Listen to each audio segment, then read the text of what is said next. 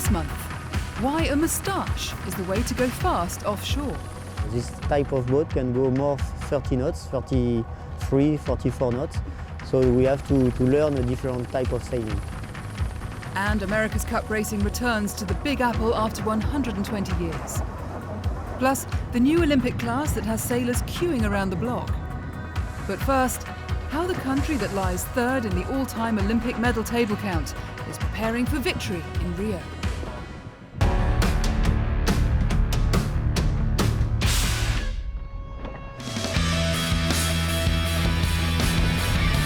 When it comes to leading Olympic performances in sailing, Great Britain and the United States are at the top of the table.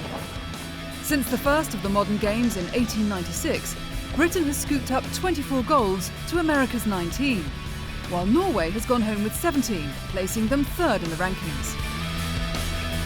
But if you look at the total number of medals of all three colours, there's a country that has been quietly building a team with a great deal of potential for this year's Games: France. Their last Olympic medal was delivered by Jonathan Laubert in Weymouth 2012 after he took bronze in the Finn. Before that, in 2008, it was bronze in the Finn and 470 and silver in the RSX. But the French want gold. And the last time this happened was in 2004, when Faustine Meret took her Mistral sailboard to the front of the fleet in Athens. This year, French prospects look good. Billy Besson and Marie Riou in the Nacra 17 Cat have won all 4 of the World Championships in this new class. The outlook for the sailboards is good too, with Pierre Lecoq and Charline Picon both having World Championship titles to their names. And then there's the women's 470 team. Camille Lecointe and Hélène de France are the current world champions. Add Laubert into the mix, along with the laser sailor Jean-Baptiste Bernaz, who nailed a second at the Miami Sailing World Cup, and the lineup leads to a simple question. Is this the best French team in a decade? Yes, I think we have a really strong team. We had 8 world champion title on this campaign with the Nacra 17. We had 4 in these classes.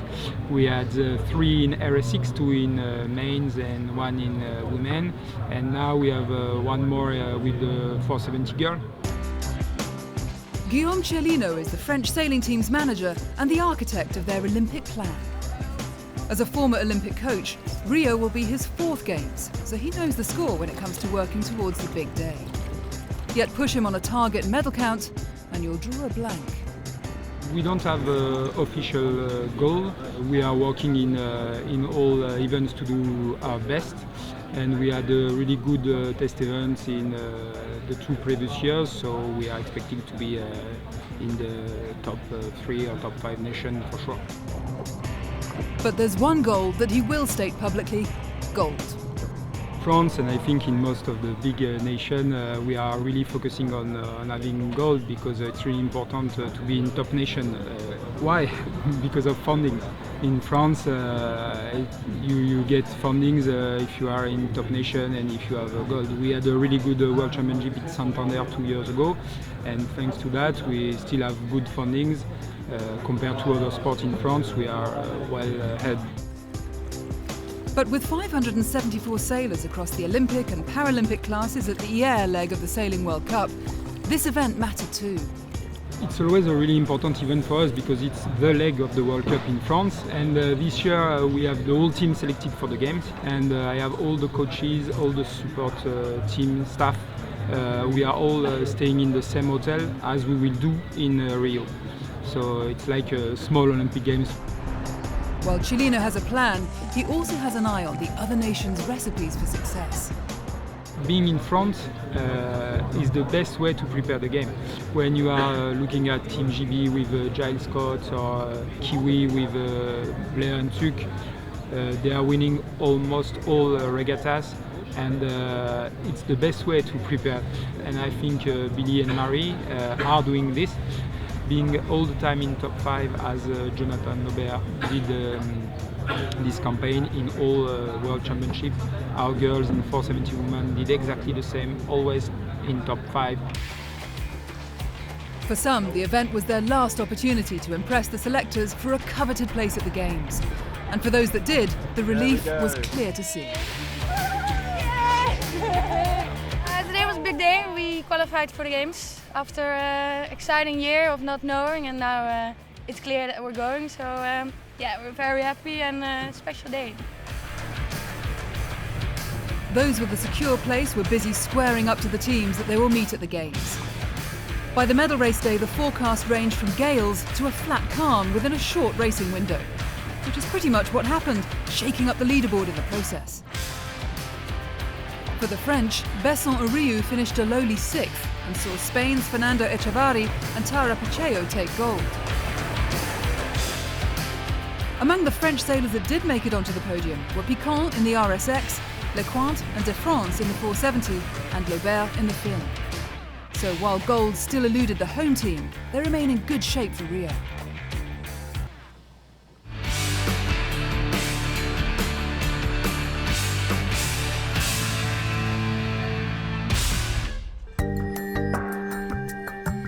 The Hyères leg of the Sailing World Cup is always big, but with the Games looming, there was good reason to look at the top players at this Mediterranean regatta. Those who took gold gave their Olympic and Paralympic campaigns a big boost, but they also made themselves targets for the rest of the fleet. Next stop for the Sailing World Cup is Weymouth and Portland, the last World Cup before the Games. Act 2 of the Extreme Sailing Series went to Qingdao, China, the Olympic venue in 2008. In a variety of conditions and with some tight racing, Alinghi took their first event win of the season, narrowly beating Act 1 winners Oman Air. Act 3 sees the fleet head to Cardiff in June. Xavier Roja and Pierre-Alexis Ponceau went home $25,000 better off after winning the Star Sailors League Grand Slam in Hamburg. 86 boats raced in the centre of the German city in the 5-day event. The finals will take place in Nassau, the Bahamas, later this year.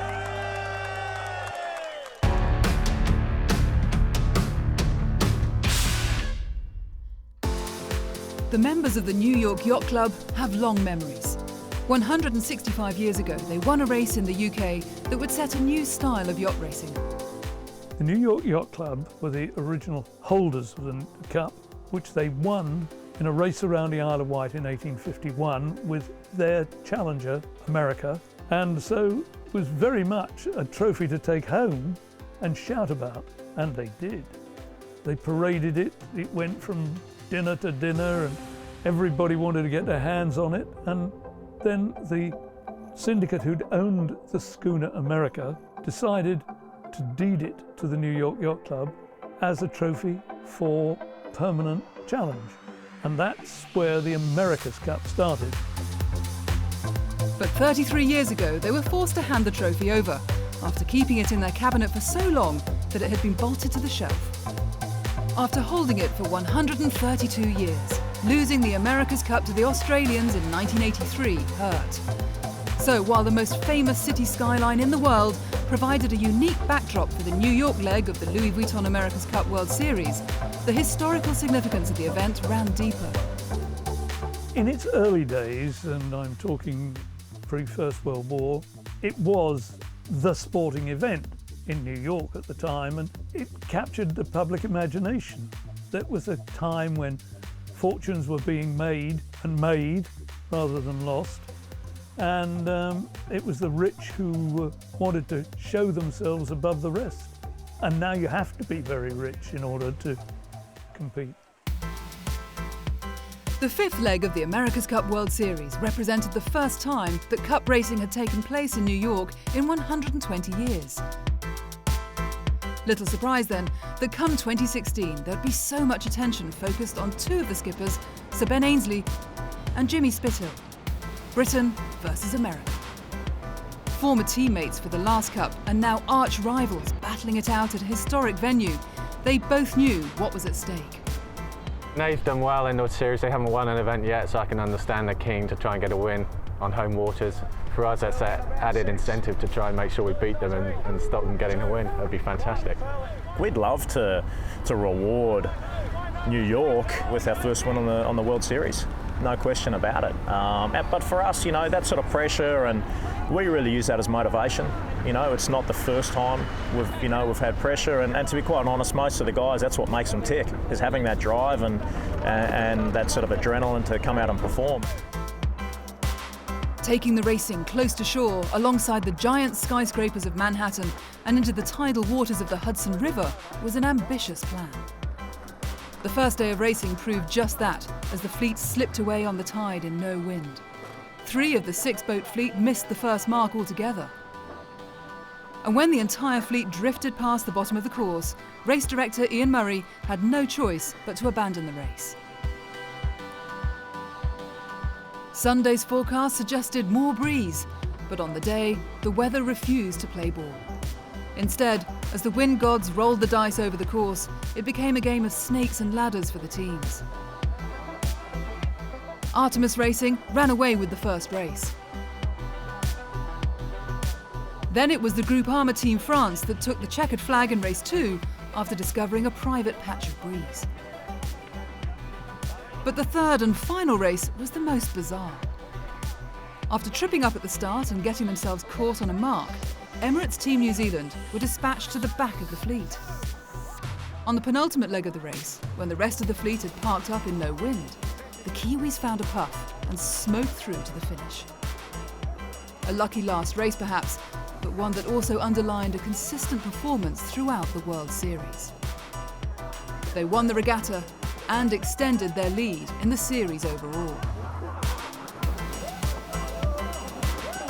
What had started as a transatlantic battle between Great Britain and the USA was now a global affair. Cup history had been rewritten on the Hudson once again, but this time by a new team in town, New Zealand, in a race that few will forget.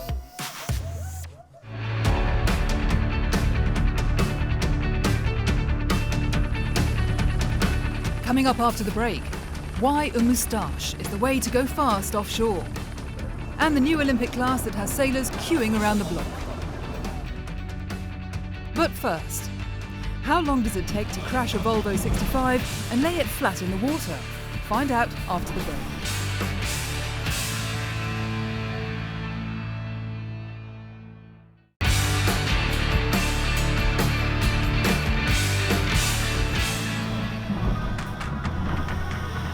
Welcome back. We asked, how long does it take to crash a Volvo 65 and lay it flat in the water? The answer, just one bad wave and 11 seconds from fast forward to flat out, as demonstrated by Spanish team Mapfre. Yeah, that's what you call a Chinese jive. Not very funny, but obviously pretty breezy. Big waves, just coming down a big wave, nose went in, and sort of rudder's, a bit of a pitch pole. Nice time. And that's it, out of control. Into a jive, obviously laid on its side then. Or 7 seconds if you get hit by a bad gust.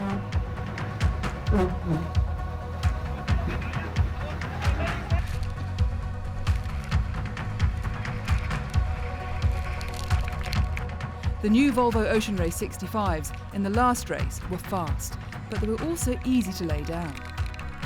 Crash jibes and wipeouts were common across the fleet when the wind was up. Fortunately, these were in daylight.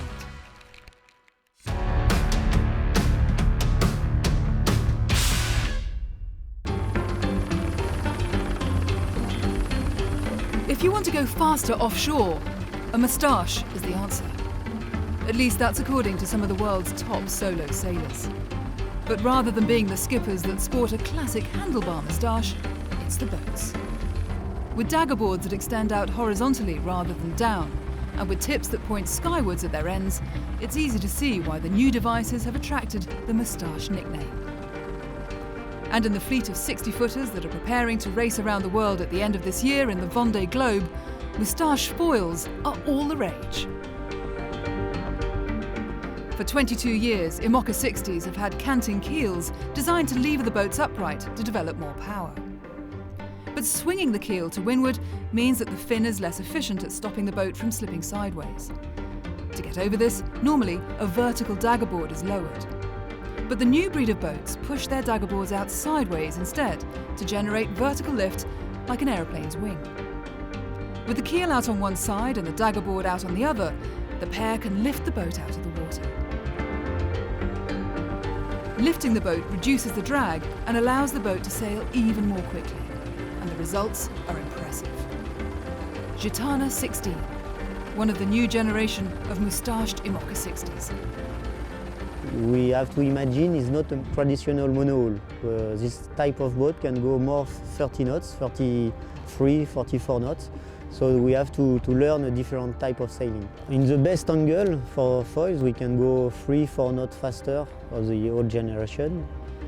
But there are some drawbacks with the new technology. To stop the boat sliding sideways, the new daggerboards have vertical winglets. And while they work on some points of sail, they're not as efficient as the old vertical daggerboards when the boat is sailing upwind. So the funny thing, it's this new boat, tough foil boat, it's slower upwind, but much faster in the rest of the conditions. So around the world, we can imagine we can wind 2 or 3 days. A huge advantage, but the designers of the new boats haven't stopped there. Making the boats go faster has made them more difficult to handle. When you go 25, 30 knots, it's quite impossible to move on the deck. So now we need protection for the sailor. So it's for that we have a massive coach roof, and all the pedestal and winches was inside.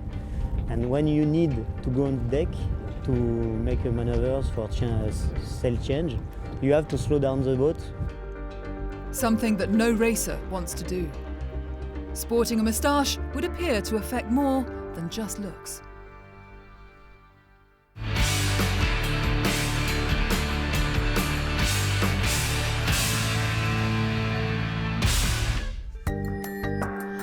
French solo sailor François Gabard took line honours in the Transat Bakerley, the classic single-handed east-to-west transatlantic race.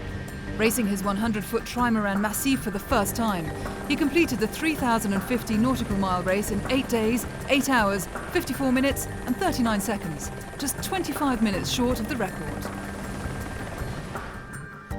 The unmistakable Dayglow Green Mod 70 has claimed a new record, heading in the opposite direction from Bermuda to Plymouth.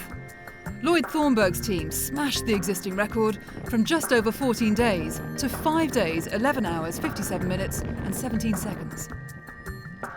The World Sailing Youth World Championships will take place in Auckland, New Zealand. The event, that takes place from the 14th to the 20th of December, is expected to draw 400 young sailors from 70 nations. The original 2016 championships had been planned for Oman. British America's Cup team Land Rover BAR is the first to launch its third development boat, T3. While the new boat is distinctive for the position of its rudders, the bulk of the new developments are with systems buried deep in the cat's hulls. Unsurprisingly, the team is shy about discussing them. Day one, massive step forwards for the team, so it's a good result.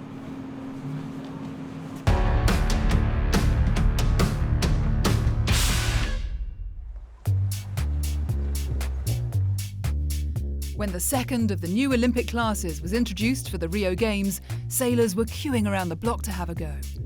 And those in the queue were all women, because this was a boat designed specifically for them. The over-canvas lightweight 49er FX is a beast of a boat, but it was an instant success. Female Olympic sailors had been looking at the 49er skiff for the men with some envy for some years. In fact, it used to be that they could compete in the 49er if they wanted to, and some women did, and actually did pretty well. Experienced sailing journalist and former 49er sailor Andy Rice. But what they really wanted was a skiff designed purely for the women. So that's what we've had for the last 4 years with the 49er FX, which is basically the same boat, but it's a different rig. The 49er FX may be a smaller version, but it packs no less of a punch.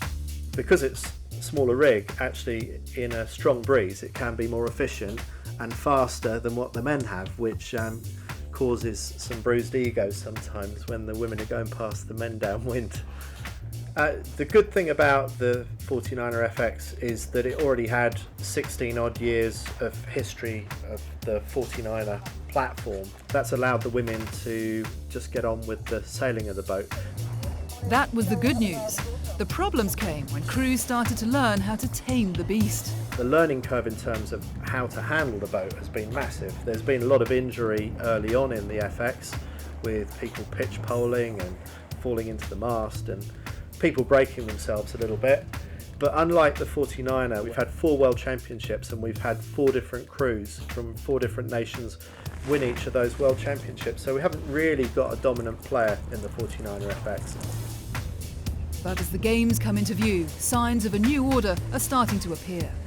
Among those pushing to the front is the Brazilian crew of Martine Grael and Kahena Kunz, world champions in 2014. Martine Grael is daughter of Torben Grael, 5-time Olympic medalists, one of the all-time greats, got great access to great knowledge about what it's like to sail at an Olympic Games, sailing on home waters, and they, I would say, have been the most consistent performers throughout the past 4 years. So they are my marginal favourites for the gold medal. At the Sailing World Cup in Hyères, Grael and Kunz finished second overall.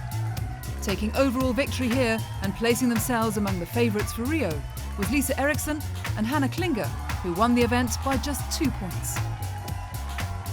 That's the fun part, I think, with this class, that everybody's new, so it's a lot of things that are happening, and people are getting better and better and handling the boat better and better. So that's a great class to compete in right now. Danish sailors Jenna Mai Hansen and Katja Salskov Iversen finished third, just 1 point behind the Brazilians, a clear indication of just how tight the battle for the podium is becoming. It's still a huge learning curve, but now we can see it's also okay to be out for a month or so because of injuries, and you're still in the game when you're back. So now it's more the real game instead of just maneuvers and stuff. So what started as a long climb up a steep learning curve is now becoming one of the most hotly contested classes.